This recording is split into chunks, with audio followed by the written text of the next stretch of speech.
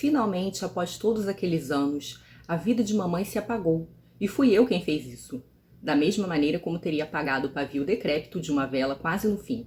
Em poucos minutos, enquanto ela lutava para respirar, realizei algo que desejei a vida toda. Olá, seja bem-vindo ao canal Chave de Leitura. No vídeo de hoje a gente vai conversar sobre Quase Noite, de Alice Sebold, autora norte-americana. Essa foi mais uma leitura para o nosso projeto Ferrante Indica. E a Helena Ferrante falou desse livro num texto que ela escreveu para o jornal A República. E lá ela comentava sobre o interesse que ela tinha nessas autoras, nessa literatura que falava de uma relação um tanto quanto tensa e sombria de mães com filhas. E ela começa o texto se perguntando por que isso não é tão comum, essa representação dessa relação conflituosa na literatura feita por escritores homens. E aí ela começa a prestar atenção nessas mulheres, como a Alice, por exemplo, que vão contar essas histórias de uma maternidade que não só não é idealizada, mas que envolve ali uns sentimentos meio estranhos, né? A gente, quando fez o clube de leitura com apoiadores, concluiu que esse é um livro, em grande medida, sobre amor e ódio, né? Sobre essa proximidade de amor e ódio. A Tati, que foi quem lançou a bola lá pra nós, até falou que o Lacan, se eu não me engano, tem um termo pra isso, que é amor-ódio. E foi bom a gente ter a participação da Tati lá, que não só psicóloga, mas psicanalista também, porque ela foi explicar pra gente um pouco. E a Tati bom explicar, ela é doutoranda e ela é pesquisadora da Helena Ferrante, da obra da Helena Ferrante, então a gente tem aí uma especialista em Ferrante no nosso clubinho. Ela estava explicando pra gente que a Ferrante leu o Freud, né? Quando você lê alguns textos da Ferrante, seja os da Frantumalha ou os do In the Margins, a gente vê que a Ferrante tinha um interesse aí em psicanálise. E nesse texto mesmo que ela fala sobre Quase Noite, ela cita o Freud. E ela leu também muito a Melanie Klein, que foi uma psicanalista que falou bastante sobre a maternidade, a relação com a mãe. Então a Tati pôde explicar pra gente coisas muito interessantes na concepção que essa autora aqui faz da relação mãe e filho, né, dessa rivalidade da mãe com o filho e de uma certa objetificação que o filho faz com a mãe. No período inicial, quando ele é bebê, e tá ali, né, sendo nutrido pela mãe, que existe uma espécie de relação, a Melanie Klein teria dito, em que o bebê divide a mãe por partes. Então tem essa parte aqui que me alimenta, que é boa, tem essa parte aqui que me larga ali meio chorando, que é ruim. É como se o bebê, em princípio, inconscientemente, claro, né, ele é um bebê, não identifica a mãe como um todo, ele identifica a mãe como partes. E a gente vai ver que isso vai aparecer muito aqui, né? Essa ideia, essa espécie de delírio com a mãe partida ou com a mãe objetificada. E esse é um livro bastante impactante porque ele já começa logo no início com a confissão da narradora, que é a Ellen, dizendo que ela matou a mãe dela. Então eu vou ler aqui o primeiro parágrafo para vocês verem. No final das contas, matar minha mãe foi bem fácil. A demência, conforme desponta, tem o poder de revelar o âmago da pessoa afetada. O âmago de mamãe era podre, como a água fétida de um vaso de flores mortas. Ela era bela quando meu pai a conheceu e ainda capaz de amar quando eu, a filha temporã, nasci. Mas naquele dia, ao me encarar com seus olhos vidrados, nada disso importava mais. Então ela já conta pra gente de cara que ela matou a própria mãe. Conforme a gente vai lendo o livro, no entanto, a gente vai percebendo que essa relação dela com a mãe e com o pai é uma relação muito complexa. E que a mãe tinha problema de sofrimento mental, a mãe tinha algum tipo de desorganização ali mental, porém o pai também tinha, né? Então a Ellen, essa narradora, ela deu esse azar aí, ou sorte, de nascer de uma família com duas pessoas em sofrimento mental.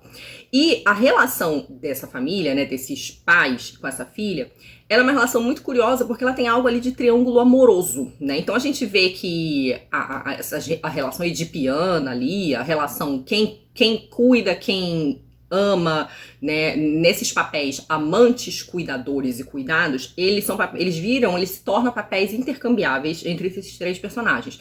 Então a gente vê que a Ellen, ela às vezes ela parece apaixonada pelos pais. Ela tem um fascínio com esses pais que é algo da ordem dos amantes. E o pai, o Daniel, ele se ocupa de cuidar da mãe, porque a mãe tem esse sofrimento muito grande, ela se torna agorafóbica, ela não sai mais de casa. A essa filha e esse pai, eles se tornam cuidadores da mãe. E eles praticamente endeusam essa mãe. Então essa mãe tem algo de como se a loucura a purificasse. E ela se torna ali algo de uma ordem de um fascínio muito grande. Então eles servem a essa mãe. Então existe também essa ideia de que o Daniel também se torna, de certo modo, o pai da esposa, porque ele cuida dela, ele protege ela, ele guarda ela dentro de casa. Ele, inclusive, se esforça para tratá-la de maneira que ela não fique muito evidente para ela que ela é uma pessoa com algum tipo de sofrimento mental. Então ele age como se fosse normal.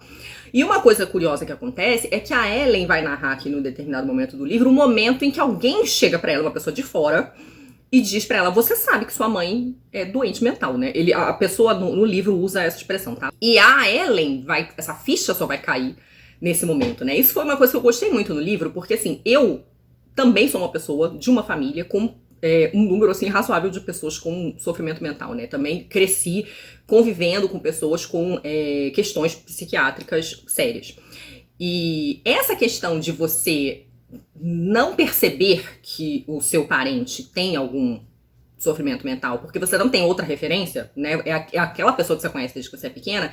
Isso é real, gente. Eu acompanhei, não foi comigo, mas eu sei de pessoas próximas a mim que passaram por essa situação em que o pai ou a mãe tinha sofrimento mental e a pessoa demora muitos anos pra perceber, porque ela só tem aquela referência ali, né? Então isso vai acontecer aqui com a Ellen também. O livro me pegou muito por essa questão do tratamento mental. Eu gosto muito, até por essas questões familiares, de acompanhar esses livros onde o sofrimento mental, algum tipo de doença, de psicose é trabalhada, e eu gosto de ver como que é trabalhada, né? Isso é algo que tem um potencial desestabilizador muito grande, né? É muito difícil lidar com pessoas em sofrimento mental, em especial quando são em níveis graves. Isso transforma uma família inteira, e a gente pode dizer que essa é a história aqui. A gente vai ter uma família que é toda transformada, toda a relação entre eles, a constituição subjetiva da Ellen, que é essa narradora, o modo como ela se desenvolve, tudo isso vai ser afetado pelo fato de que ela tem pais em sofrimento mental. E aí o livro trabalha as projeções aqui de maneira muito interessante também. Eu tava falando pra vocês que esse é um livro que tem triângulo amoroso, né, entre pai, filha e mãe.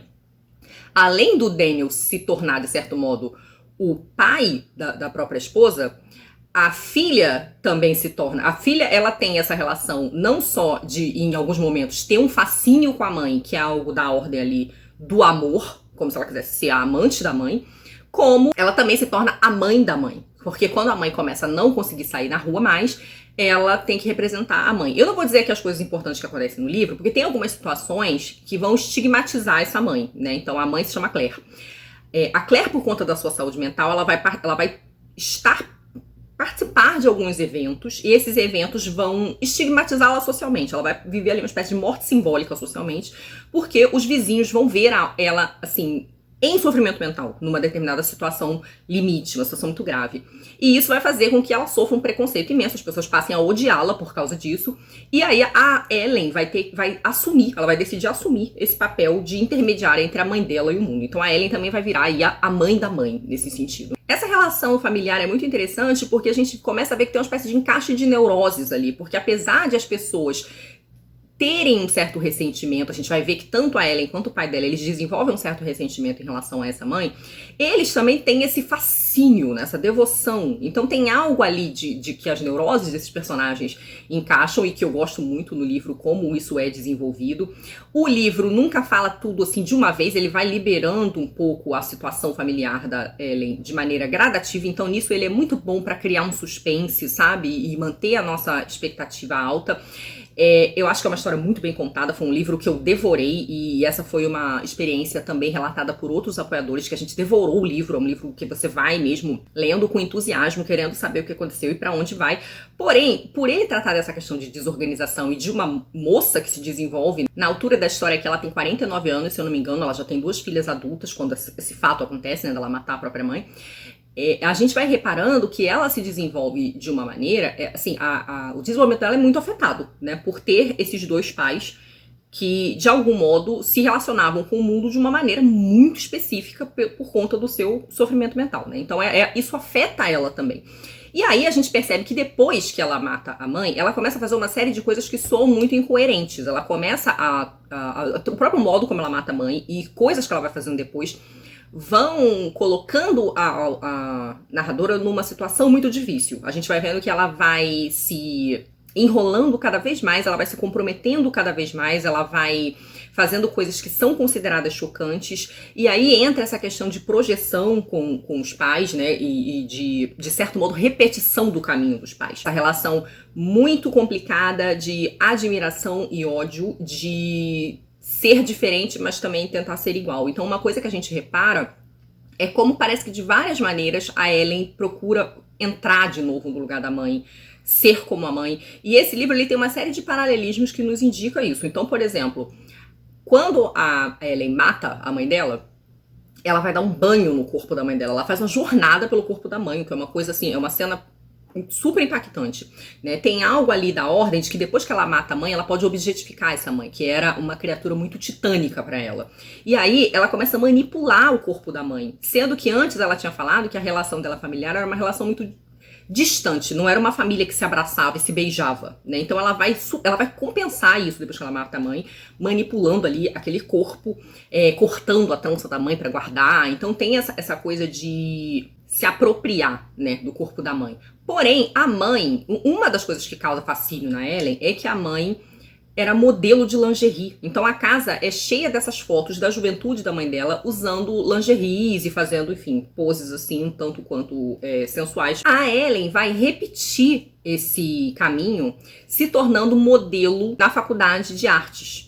Então lá ela vai posar nua para que as pessoas a pintem, né? Em vários momentos o livro também faz alusão a um quadro de uma determinada artista que pintava o corpo dela.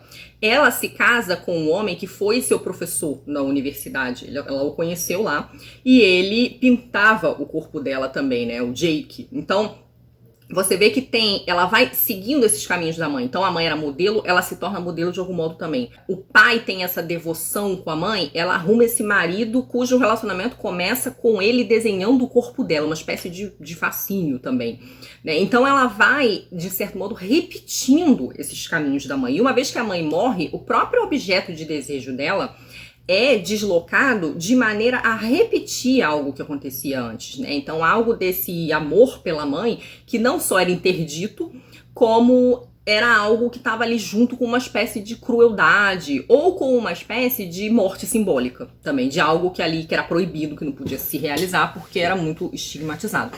Então, o livro ele vai criando esses paralelismos, essas relações que em vários momentos são muito interessantes, mas em outros momentos são um pouco esquemáticos. A gente estava conversando isso no clube de leitura, que o livro, às vezes, ele é esquemático demais. Eu gostei muito do livro, mas eu li uma resenha dele que eu achei que faz sentido, uma resenha, se eu não me engano, saiu no The Guardian, em que a autora falava que o livro é muito bem escrito, uma leitura muito gostosa, tem suspense, porém, tem tanto problema mental no livro que para a autora parecia que a escritora tinha aberto um catálogo de problemas mentais e jogado ali no romance. Essa não foi a minha impressão a princípio, mas eu percebo uma certa lógica na crítica da resenhista. E aí, levando isso para os apoiadores, né, a Tati me ajudou lá a refletir e as outras apoiadoras também, de que o problema aqui, talvez, no livro, seja esse excesso de paralelismo esquemático. O fato de que talvez a Alice não deixe uns espaços para a gente interpretar. Então, como ela fica, às vezes, criando relações que são muito óbvias, às vezes, e vamos lá, a Alice deixa um monte de ponta solta, tem coisas absurdas que os personagens fazem, você não sabe por quê. Ela deixa coisa pra gente interpretar. Mas quando você olha o paralelismo, esses paralelismos, por mais que eles não sejam uma maneira direta de dizer algo, eles são uma indicação, por vezes, um pouco óbvia, né? Por mais que seja uma maneira indireta de apontar uma situação. E nesses paralelismos é que a gente acha que a coisa às vezes fica um pouco excessiva, né? Porque é como se você estivesse fazendo, sabe aquele ligue os pontos? É como se a coisa não tivesse um certo desafio ali para o leitor. Talvez por esse motivo o texto às vezes soe um pouco artificial demais. Como eu falei, eu acho que quem conviveu com problema de saúde envolvendo o transtorno mental na família não vai achar esse livro verossímil, não. Vai achar o livro muito verossímil. Porque acontece muita coisa absurda, de fato, quando você convive com alguém que tem um sofrimento considerável de ordem psicológica.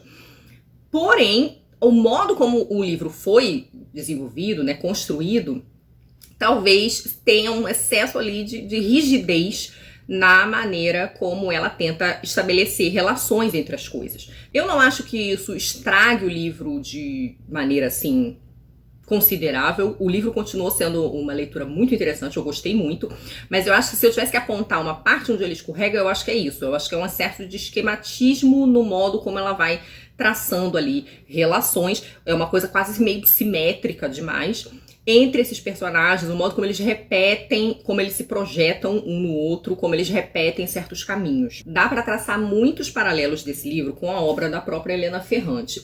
A gente até ficou achando graça no grupo, porque tem tanta coisa muito parecida com a Ferrante, que a gente ficou um pouco surpreso de a Ferrante ter endossado esse livro num texto, né? De ela não ter se sentido copiada, de certo modo, porque os livros que se parecem são anteriores a esse aqui, né? Esse aqui foi um livro que originalmente ele foi publicado em 2007 e aqui no Brasil a tradução saiu em 2008 pela editora Agir. E a gente pode dizer que esse livro ele guarda muitas semelhanças com Um Amor Incômodo, o primeiro romance da Helena Ferrante, que é um romance em que uma personagem principal ela tem um fascínio com a mãe, uma mãe que some, e ela tem um fascínio com a sexualidade da mãe, que é algo que tem aqui também, o fato de a mãe ser um sujeito desejante, de haver coisas na vida da mãe que essa filha não compreende e que ela fica tentando compreender. Uma tentativa de elaborar coisas em relação à mãe, se apropriando de objetos da mãe, que é algo que a gente vai ver aqui nesse romance também. E a gente pode dizer também que há aqui a repetição dessa situação da filha que cuida da mãe, que está presente no Dias de Abandono, né? Quando a Olga precisa de ajuda e a filha dela vai lá, ela pede que a filha ajude ali, a filha fica numa situação de crise que elas estão passando, a filha tem que ajudar a mãe de certa maneira, né? Então esse cuidado também da filha com a mãe. O Dias de Abandono é um livro que também trabalha muito essa questão da desorganização, então de uma mulher que está fazendo coisas que podem parecer um pouco sem sentido ou sem explicação, o modo como as coisas acontecem, a reação que ela tem a certas situações críticas. A gente pode dizer que a Ellen aqui faz a mesma coisa também, ela também faz certas coisas que fica, por que essa mulher tá fazendo isso? Por que ela tá indo pro céu? Por que ela fez essa escolha? A própria coisa de matar a mãe. A Ellen, quando mata a mãe, ela tá numa situação de cuidado com a mãe. Ela foi chamada por uma vizinha para cuidar da mãe, que estava muito esquecida. A mãe parece que tinha entrado numa constante de esquecimentos. E ela é chamada, então, pela vizinha. Quando ela chega lá, a mãe tá falando algumas coisas meio incoerentes. A mãe acaba se sujando, ela defeca em si mesma. E a filha percebe que vai ter que chamar os enfermeiros de levar a mãe para uma casa de descanso, né, de repouso. Uma casa de cuidados para pessoas idosas. Só que ela não quer, ela sabe que vai ser muito duro para a vaidade da mãe que os enfermeiros a vejam naquele estado, suja com as próprias fezes. Então ela decide cuidar do corpo da mãe. Então ela vai tentar limpar a mãe, só que ela tá sozinha em casa, ela tem o banheiro no segundo andar, ela fica naquela, como é que eu vou limpar o corpo da minha mãe, pra onde que eu vou levar, pra não sei o quê. E do nada ela vira essa chave do cuidado que ela tava tentando ter com a mãe pra matar a mãe, né? Então é uma coisa meio rápida, é uma coisa que se mistura ali. O cuidado com a crueldade, eles se juntam, né? Estão muito intricados ali. E a gente vai ver que o cuidado que a filha tem que ter com a mãe em dias de abandono também é algo aí de uma ordem da dor, né? Também é algo aí, é um cuidar por intermédio da dor. A gente poderia dizer até que o livro evoca alguma coisa do A Filha Perdida. Vou citar mais esses livros da Ferrante mais antigos, né? Não vou falar muito dos mais recentes, como A Vida Mentirosa dos Adultos, porque pra gente pensar em uma possível influência na Alice, né? E na Filha Perdida, a gente tem essa coisa de que a relação que a personagem tem com certos objetos fala muito sobre o modo como ela se sente, né? Aquilo ali não é elaborado, talvez, por ela de maneira muito clara. E a gente começa a tecer interpretações sobre como aquela mulher está se sentindo a partir da relação que ela começa a estabelecer com um objeto. A Helena Ferrante faz muito isso, né? Ela faz muito isso com boneca, né? Tem isso na tetralogia napolitana, tem isso nesse livro, e aqui vai ter isso também. Então a gente tentando entender por que a personagem está fazendo determinadas coisas, o que ela está sentindo, na medida em que ela cria uma relação um pouco obsessiva e estranha com determinado objeto. Então a gente ficou com essa impressão fortíssima de que Alice Sebold tinha lido a Helena Ferrante, mas de que a Helena Ferrante tinha gostado, tinha curtido, inclusive que um elogio que a Helena Ferrante faz nesse texto dela do La República é o de que a Alice não desvia a cara do absurdo, assim, que ela encara aquele horror que é o horror diante de um sentimento muito ruim que você pode ter, que uma filha pode ter em relação à mãe. Inclusive esse desejo de matar a própria mãe.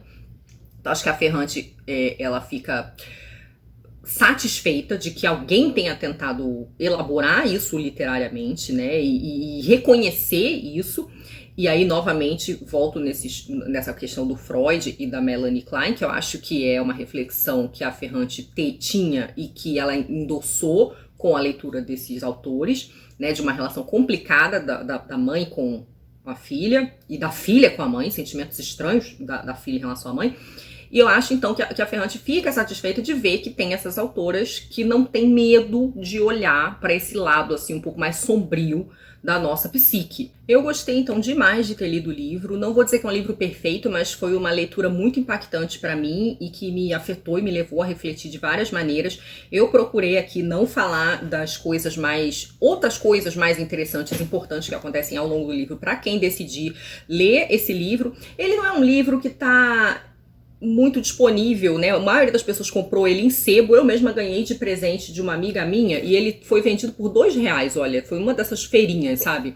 Foi até Denise que me deu. Sei que vários de vocês aqui a conhecem. Mas eu acho que é um livro que vale a pena ler, assim. É uma leitura que você devora, traz reflexões muito interessantes, de fato. Talvez sobre esse lado não muito bonito do nosso desenvolvimento psíquico, que muitas vezes a gente gosta de fingir que não tá lá, né? É muito comum que a relação com a mãe seja muito idealizada, né? Muito adocicada, né? A mãe é sempre representada como uma santa. Essa ideia da mãe como alguém que deseja, como alguém que tem um lado sombrio, que pode olhar, ter um certo sentimento de crueldade em relação aos próprios filhos. Isso é algo que a gente nem sempre quer lidar, nem sempre quer encarar. Existe um certo movimento cultural de idealização da mãe. E eu acho que essa literatura é interessante pra gente ver que mães são seres humanos e que toda a complexidade aí envolvida nessa relação, que é muito densa, muitas vezes, e que para resgatar algo lá que a gente falei aqui no início, né, essa relação muito próxima de ódio e amor. Então é assim uma leitura que eu recomendo bastante. No mês que vem a gente encerra o projeto Ferrante Indica 2022 com O Assassino Cego da Margaret Atwood, e eu agradeço a todos vocês aí pela companhia, pela interlocução, aos apoiadores e membros por apoiar o meu trabalho. Um beijo e até a próxima. Tchau!